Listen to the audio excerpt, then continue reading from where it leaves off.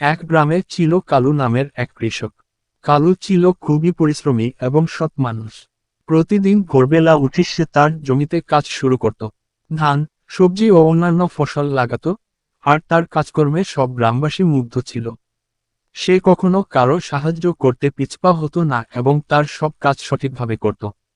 কালুর একমাত্র ছেলে ছিল শহরে পড়াশোনা করতে গিয়েছিল। অনেক বছর পরও সে ফিরে আসেনি।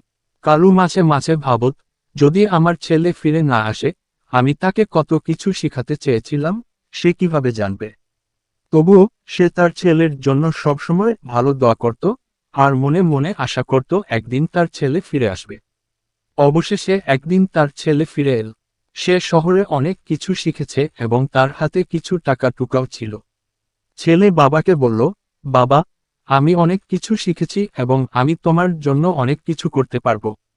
কালু তার ছেলের কথায় হাসিমুখে বলল, তুমি যেভাবে মানুষ হয়েছ, তাতেই আমি খুশি। আমার পরিশ্রমের ফল তুমি দেখবে, তুমি ভালো থাকলেই আমার শান্তি।